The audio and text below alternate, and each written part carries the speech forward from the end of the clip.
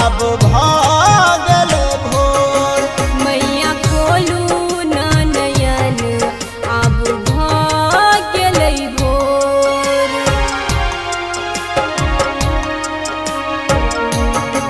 चिड़ै चुनमुन कर लागल मैया गाम घर में शोर।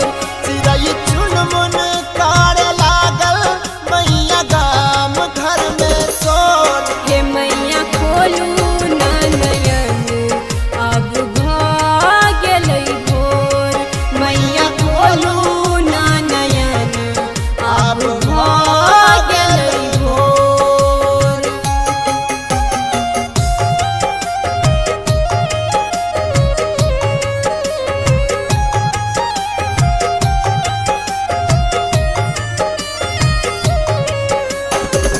पूजा करेला भक्त लेने ऐछ डाला।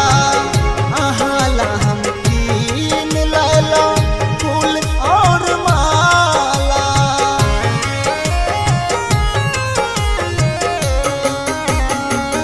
पूजा करेला भक्त लेने ऐछ डाला।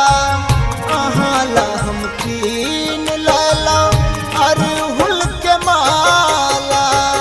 बाट जोहिते मैया नयन भेल विभोरे।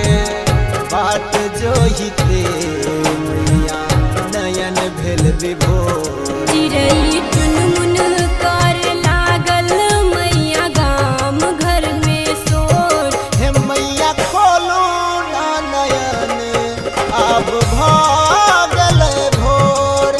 मैया खोलू ना नयन अब भागल भोर।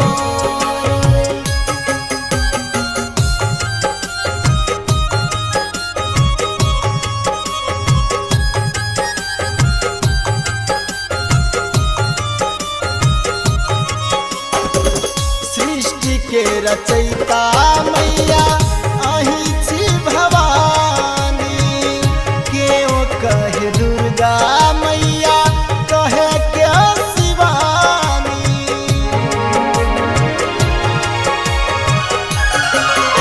हाँ, सृष्टि के रचयिता मैया अहीं छी भवानी।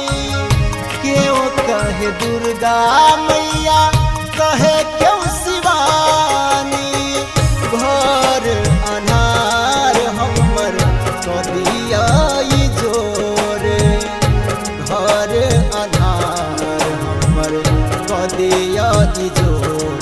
चिड़ै चुनमुन कर लागल मैया गाम घर में शोर। हे मैया खोलू ना नयन अब भागल भोर। मैया खोलू ना नयन अब भागल भोर।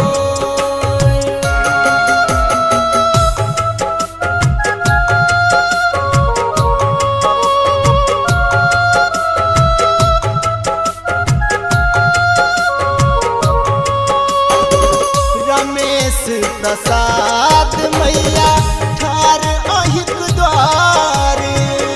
करियो है शेरा वाली पूजा स्वीकार।